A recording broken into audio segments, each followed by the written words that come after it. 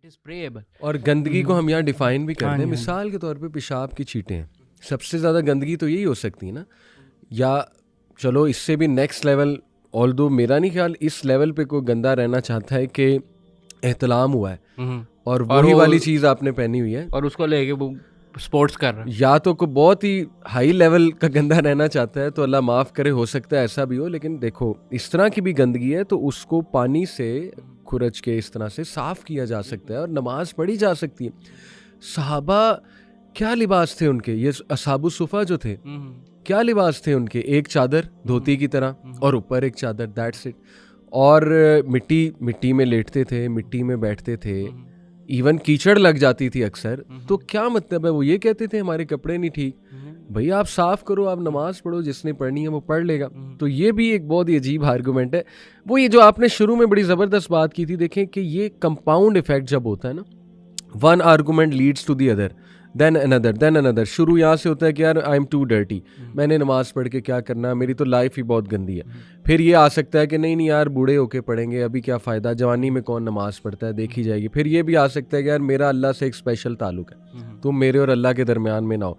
फिर ये भी आ सकता है ना कि यार कोई भी नहीं पढ़ता तो मैं क्यों पढ़ूँ, और so on and so fourth, कपड़े नहीं ठीक या दिल नहीं करता। इसी तरह एक और आर्गूमेंट आता है कि जैसे मैंने किसी को कहा यार नमाज पढ़ो, जैसे मेरा एक दोस्त है, मैंने उसे कहा यार नमाज पढ़ा करो।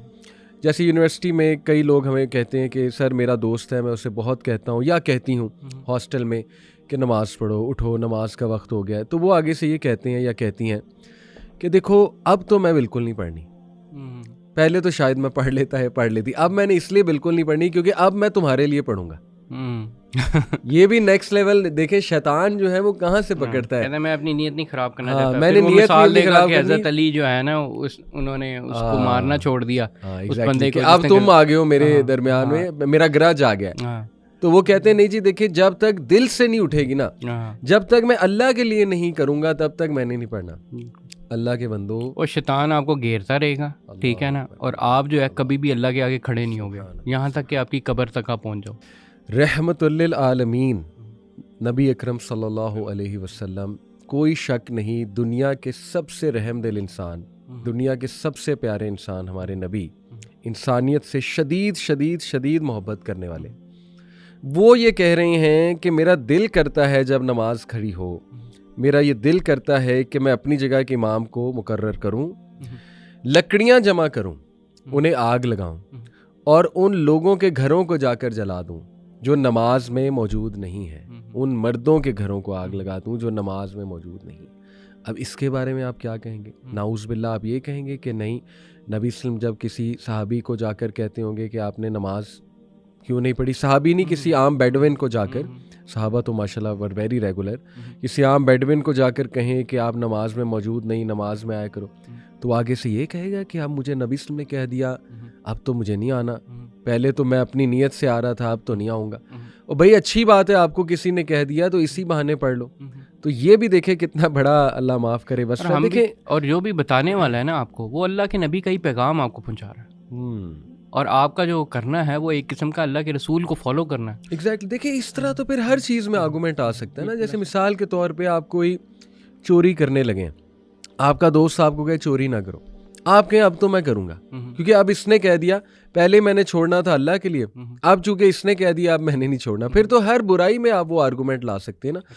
अच्छा, एक और आर्गूमेंट जो है वो आता है यहाँ पे, वो ये है, ये भी बड़ा अजीब आर्गूमेंट है और ये चूँकि मैंने कई लोगों से सुना है इसलिए मैं चाह रहा हूँ इस पर हम डिस्कशन करें। वो ये है, कुछ लोग को डर होता है कि यार नमाज अगर मैंने पढ़ना शुरू कर दी ना तो मेरे मज़े छूट जाएंगे या मेरे पे सख्तियाँ आने लग जाएंगी। अल्लाह अकबर। कुछ लोगों ने ये भी कहा कि हम इस बात से डरते हैं कि अगर हम नेक हो गए, हमें नॉलेज ज़्यादा आ गया, हम अल्लाह के करीब होने लग गए, हम नमाज़ें पढ़ने लग गए, तो हम पे सख्तियाँ शुरू हो जाएंगी, हम पे मुश्किलात आना शुरू हो जाएंगी।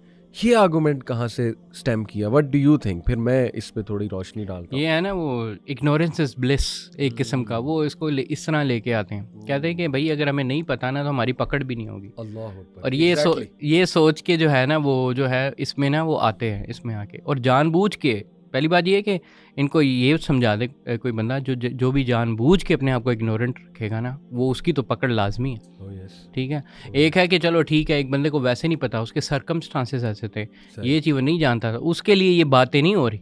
ठीक है, ये सिर्फ उसके लिए हो रही हैं जो कि क्या कहते हैं कि जो कि नहीं अप्रोच कर सकता ऐसी इन्फॉर्मेशन को। सही बात। लेकिन आप कर सकते हैं, आप अगर चाहें आप ये कर सकते हैं, आपकी तो पकड़ डबल हो जाएगी फिर। अल्लाह, जो आपको पता था कि आपके पास ये रिसोर्सेज हैं, ये चीज़ें, और आपने जानबूझ के यूटिलाइज नहीं की इस सोच के साथ कि अल्लाह ताला मतलब यानी ये नहीं, वो अज़ाब आप अपने ऊपर एक किस्म का डबल कर रहे हैं। ठीक है, एक तो नेगेटिव मोटिवेशन इसके लिए दी जा सकती है। दूसरी ये है कि देखें, जो भी बंदा नमाज है ये चीज़ें रोज़ा करना शुरू करेगा, उसके लिए फ़ायदे ही फ़ायदे। अल्लाह ताला ने कहा है कि आप ज़र्रा बराबर भी अच्छा करते हैं, आपको इसका रिज़ल्ट मिलेगा। जब आपको पता है कि जब आप इसमें जितना भी ऐड होंगे या ऐड करेंगे, उसका फ़ायदा ही फ़ायदा है, उसका नुकसान कोई है ही नहीं। ठीक है, और छूट जाने पे चलो फ़र्ज़ करें आपने छूट गया, तो अल्लाह ताला ने क्या कहा, अल्लाह ताला के लिए की सबसे बड़ी इबादत जो है वो तौबा करना, तौबा करके वापस आना। और अगर आप तौबा करके वापस आते हैं अल्लाह के पास, बार बार तौबा करते हैं, बार बार गुनाह करते हैं, ये सबसे बड़ी इबादत का ज़रिया ये है। तो और बाकायदा वो जो हदीस में भी आता है कि जो बंदे गुनाह नहीं करेंगे और कभी तौबा ना करें, अल्लाह ताला ऐसे लोगों को जो है वो ख़त्म कर दें, और ऐसे लोग को ले आए जो कि आएँ गुनाह करें। और देखें, हज़रत आदम की जो पूरी स्टोरी है वो क्या है कि इंसान जो है वो भूलेगा और वो गुनाह करेगा और फिर वो तौबा करेगा। अगर वो ये आखिरी तौबा वाला काम नहीं करता ना, तो वो फिर शैतान है। ठीक है, वरना जो है वो जो तौबा करना आपका part of your being human है। ठीक है, तो ये चीज़ कभी, ये बिल्कुल गलत आर्ग्यूमेंट है कि फॉर एग्जांपल कि जी अगर हमें पता नहीं है तो हम नहीं करेंगे या हमें पकड़ नहीं होगी, ये बिल्कुल गलत और बातिल किस्म का आर्ग्यूमेंट है। देखें, मैं ऐसे बहन भाई हमारे जो स्ट्रगल कर रहे हैं, एक तो हम उनके लिए दुआ गो हैं, हम जज नहीं करते, बहुत अच्छे हैं वो बहन भाई। ठीक है, बाकी चीज़ों पे शायद उस तरह एक्ट ना कर सकें जैसे पर्दा है। कई ऐसी ख़वातीन हो सकती हैं कॉरपोरेट में, जॉब होल्डर्स हो सकती हैं जो शायद पर्दा नहीं करती लेकिन नमाज कायम करती हैं। अल्हम्दुलिल्लाह, गुड। इंशाल्लाह अल्लाह ताला नमाज के थ्रू ही मुझे उम्मीद है कि उन्हें पर्दे की तौफीक भी दे, इंशाल्लाह गुनाहों से बचने की भी तौफीक दे। लेकिन मेजॉरिटी दे वांट टू इंशाल्लाह प्रे। मैंने ये देखा है, तो उनके लिए देखें एक बहुत बड़ी तलकीन इमाम इब्न क़य्यिम का एक कोट है। ही सेड कि अपने रब के साथ वक्त गुजारने की आदत बना लो, अपने रब के साथ वक्त गुजारने की आदत बना लो, क्योंकि कब्र में सबसे ज़्यादा वक्त तुम अपने रब के साथ गुजारोगे। अल्लाह अकबर। यानी no boyfriend, no husband, no wife, no girlfriend, no parents, no one in the grave, no one in the grave, just you and Allah सुब्हानहू व तआला। तो सबसे ज़्यादा जब तुमने टाइम ही उसके साथ गुजारना है, तो अभी से आदत बनाओ।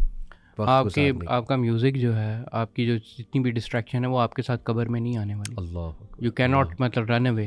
Your favourite celebrity will not be in the grave, your favourite friend is not going to be in the grave, it's you and Allah. जितना टाइम दुनिया में गुजारोगे अल्लाह सुब्हानहू व तआला के साथ, और सबसे बेहतरीन टाइम अल्लाह के साथ गुजारना नमाज है।